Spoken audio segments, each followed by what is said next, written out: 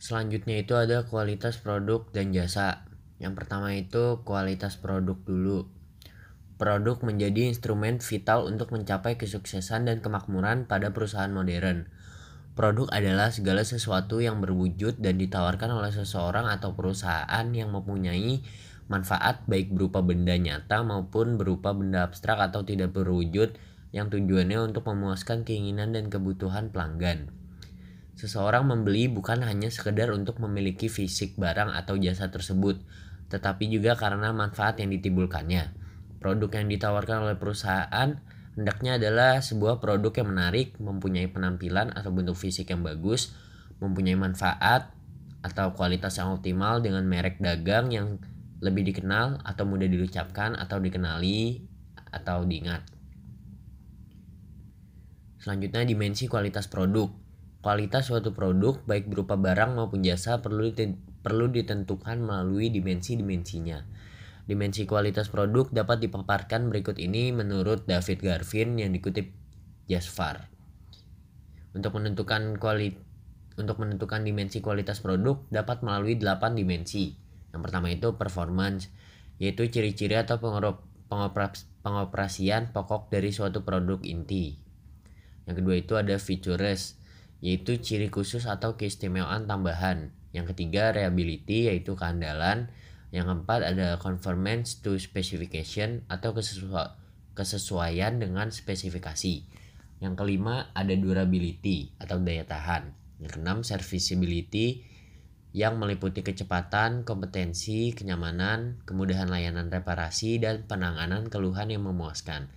Yang ketujuh ada estetika, yaitu daya tarik produk melalui panca indera. Kedelapan ada perceived quality, yaitu citra dan reputasi produk serta tanggung jawab perusahaan terhadap kedua hal tersebut. Selanjutnya ada kualitas jasa. Lupiadi dan Hamdani menjelaskan bahwa kualitas jasa adalah sejauh mana jasa memenuhi spesifikasinya.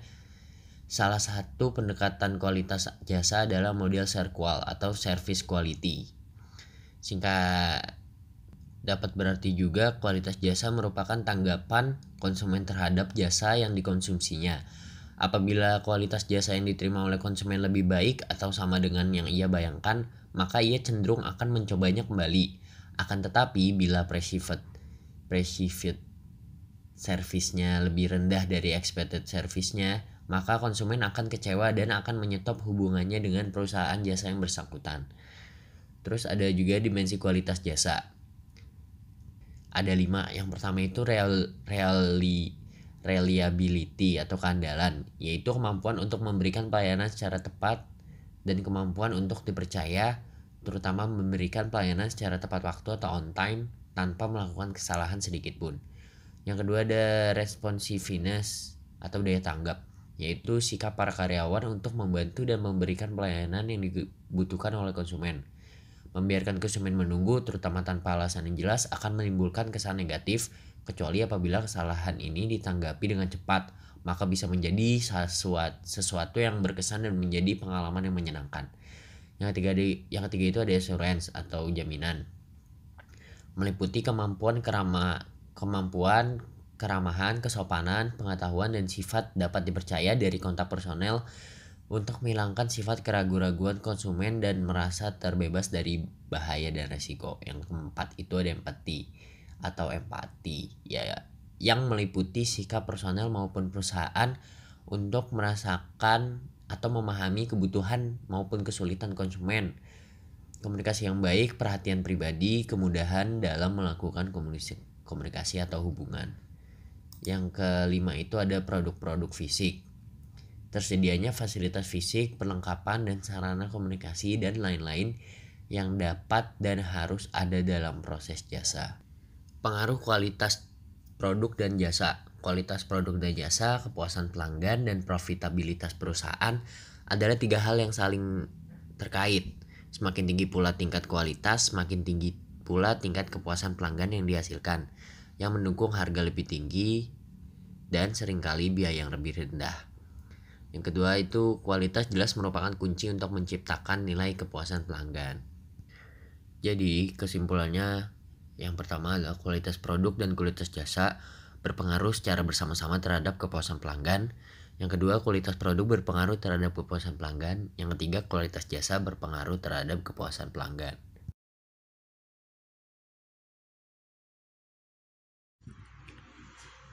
Baiklah, materi selanjutnya adalah kualitas pelayanan dan kepuasan karyawan bank. Jadi, pengertian kualitas dan kepuasan sudah dijelaskan di materi sebelumnya. Selanjutnya, saya akan menjelaskan tentang indikator kualitas pelayanan. Menurut Fandi Jiptono, terdapat 5 indikator kualitas pelayanan, yaitu tangible atau bentuk fisik, reliability atau kehandalan, responsive atau ketanggapan, assurance atau jaminan, dan terakhir ada empati. Yang pertama itu ada tangible atau bentuk fisik. Itu adalah kemampuan perusahaan atau bank dalam menunjukkan eksistensinya pada pelanggan. Penampilan dan kemampuan sarana dan prasarana fisik perusahaan bank dan lingkungan. Selanjutnya, indikator kepuasan. Menurut Philip Kotler, ada 3 indikator kepuasan, yaitu kesesuaian harapan, membeli kembali, dan merekomendasikan kepada orang lain. Yang pertama, kesesuaian harapan, yaitu tingkat kesesuaian antara kinerja produk yang diharapkan oleh pelanggan dengan yang dirasakan oleh pelanggan. Yang kedua, membeli kembali, yaitu kesediaan pelanggan untuk berkunjung kembali atau melakukan pembelian ulang terhadap produk terkait. Yang ketiga, merekomendasikan kepada orang lain, yaitu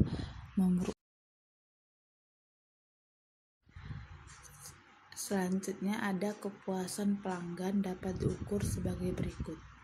Yang pertama, ada service quality lebih kecil daripada ekspektasi.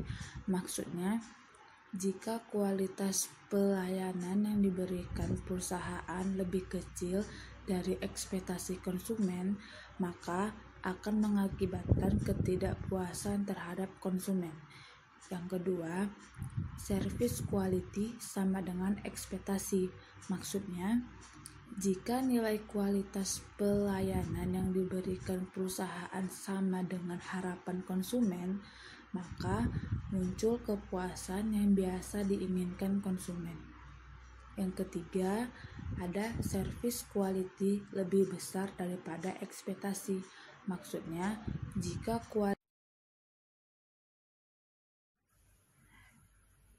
Slide selanjutnya adalah kepuasan karyawan bank. Berikut adalah beberapa cara yang bisa dilakukan untuk mempertahankan karyawan. Yang pertama, menciptakan lingkungan kerja yang menyenangkan. Hal ini penting dilakukan karena lingkungan kerja merupakan salah satu faktor yang menentukan betah atau tidaknya karyawan untuk bekerja di perusahaan. Suasana kerja yang penuh dengan tekanan dan stres dapat mempengaruhi kesehatan mental karyawan, sehingga karyawan tersebut tidak dapat menikmati pekerjaan mereka. Yang kedua, menjalin komunikasi yang transparan. Karena komunikasi yang tidak transparan dapat menyebabkan ketidaknyamanan bagi karyawan untuk bekerja. Setiap karyawan berhak mengetahui mengenai kondisi keuangan perusahaan, kemajuan yang telah dibuat oleh perusahaan, dan hal-hal yang direncanakan oleh perusahaan. Yang ketiga, memberikan kesempatan untuk berkembang. Stabilitas karyawan di tempat kerja akan lebih terjaga jika perusahaan dapat mempromosikan karyawannya ketimbang mempekerjakan karyawan baru untuk mengisi posisi yang lebih tinggi. Yang keempat, memberikan fasilitas kantor yang mendukung. Oke, selanjutnya materi tentang customer lifetime value atau memaksimalkan nilai pelanggan selama hidup.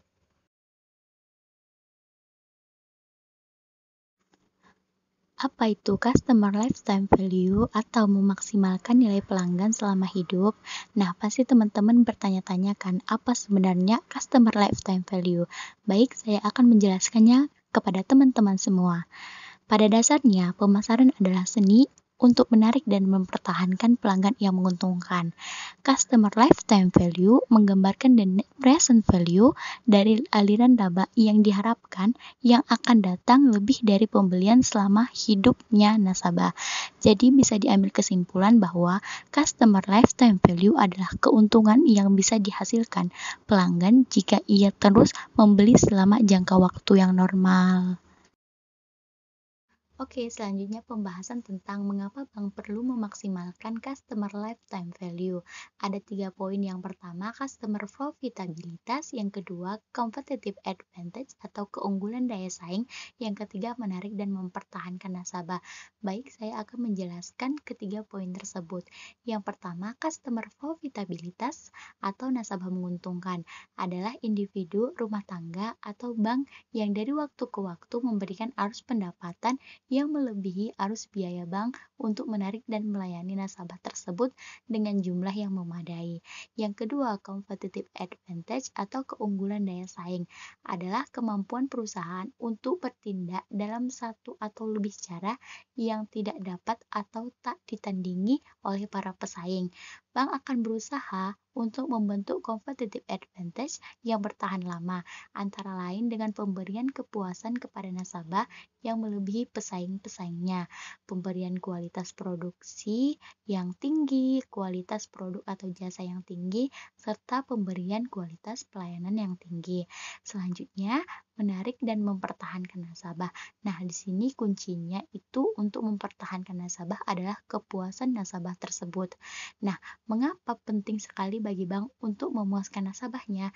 Ada 3 alasan. Yang pertama, karena pada dasarnya penambahan nasabah suatu bank dalam setiap periode berasal dari 2 kelompok, yaitu nasabah baru dan nasabah lama. Akan tetapi, lebih mahal biaya untuk menarik nasabah baru daripada mempertahankan nasabah saat ini. Oleh sebab itu, mempertahankan nasabah saat ini lebih kritis daripada menambah nasabah baru. Yang kedua, biaya untuk menarik nasabah baru diperkirakan 5 kali dari biaya memuaskan nasabah saat ini. Yang ketiga, karena biaya untuk menarik nasabah baru lebih tinggi daripada nilai seumur hidup nasabah lama. Bank harus mengeluarkan biaya yang lebih banyak daripada nasabah baru tersebut. Oke, lanjut ke pembahasan selanjutnya. Ada 4 langkah yang dapat dilakukan bank syariah untuk mengurangi tingkat kehilangan nasabah, yaitu, poin yang pertama, menentukan dan mengukur tingkat bertahannya nasabah. Yang kedua, membedakan berbagai penyebab hilangnya nasabah dan mengidentifikasi penyebab yang bisa ditangani secara lebih baik. Yang ketiga, mengestimasi besarnya keuntungan yang hilang akibat hilangnya nasabah secara tidak perlu. Nah, yang keempat, menghitung jumlah biaya untuk mengurangi tingkat kehilangan nasabah. Selain 4 cara tersebut, ada 2 cara mempertahankan nasabah. Nah, yang pertama itu menciptakan hambatan beralih pemasok yang besar. Nah, di sini nasabah akan cenderung tidak akan beralih pemasok jika modalnya tinggi, biaya pencairannya tinggi, atau pemotongan sebagai nasabah hilang. Nah, yang kedua, memberikan kepuasan kepada nasabah yang tinggi. Akibatnya, nasabah akan loyal. Tugas untuk menciptakan loyalitas yang tinggi disebut relationship marketing. Nah, tadi sudah disinggung ya tentang relationship marketing. Nah, selanjutnya pembahasan kita tentang relationship marketing. Menurut Colter, relationship marketing adalah proses menciptakan, mempertahankan, dan memperbaiki hubungan yang kuat berdasarkan nilai dengan nasabah dan pemegang saham lainnya. Dari definisi tersebut dapat diartikan bahwa relationship marketing merupakan pengenalan setiap nasabah secara lebih dekat dengan menciptakan komunikasi dua arah dengan mengelola suatu hubungan yang saling menguntungkan antara perusahaan dengan nasabahnya. Salah satu unsur fundamental dari relationship marketing dengan nasabah adalah fokus pada ketahanan nasabah. Unsur lain adalah penghargaan terhadap nilai seorang nasabah. Tujuan hubungan yang sejati dengan nasabah adalah kepuasan jangka panjang yang melampaui transaksi individual. Selanjutnya, building loyalty atau membangun kesetiaan. Menurut Oliver, loyalty adalah kesetiaan, adalah suatu komitmen mendalam untuk melakukan pembelian ulang atau berlangganan kembali suatu produk atau jasa yang disukai pada masa depan. Walaupun situasi mempengaruhi dan usaha-usaha pemasaran mempunyai potensi untuk menyebabkan peralihan perilaku. Oke, next pembahasan selanjutnya tentang forming strong customer bond atau membentuk ikatan nasabah yang kuat. Barry dan Parasuraman mengidentifikasi 3 relationship building approach: ending financial benefit, ending structural benefit.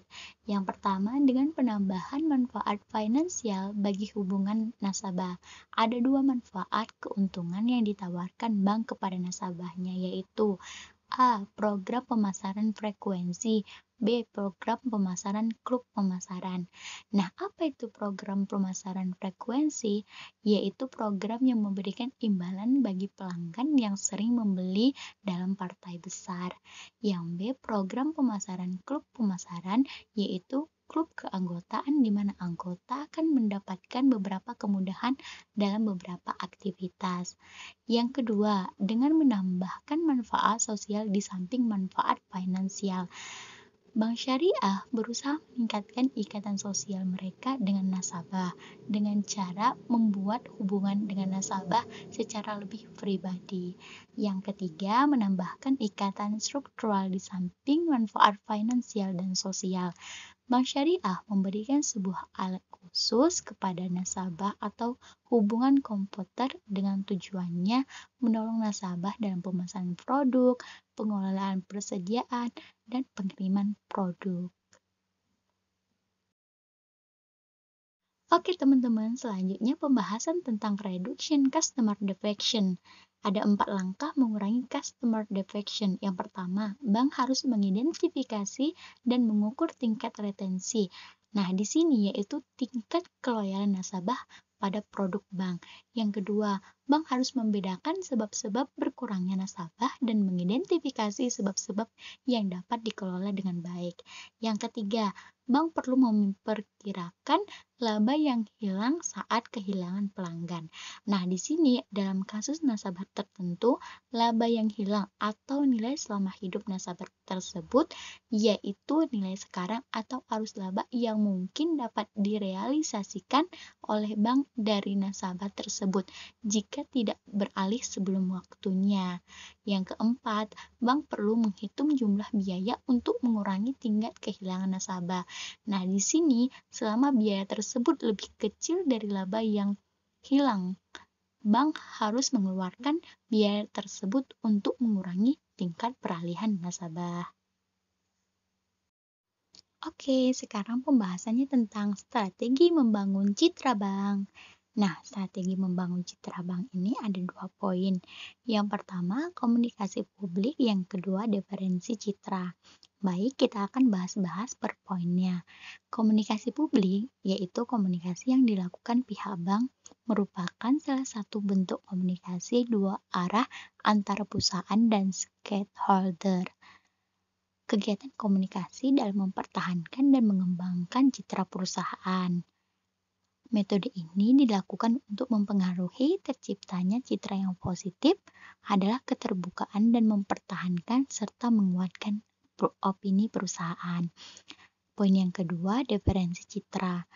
Setiap perusahaan harus menggambarkan gagasan besar yang khas dalam pikiran pasar sasaran untuk menarik pelanggan bisa memilih produk dan jasa yang akan digunakan banyak perusahaan yang mempunyai sukses menjual produk mereka, memiliki citra yang jelas dan menarik pelanggan. Oke, itulah pembahasan dari kelompok kami. Kepada teman-teman yang ingin bertanya, kami persilahkan.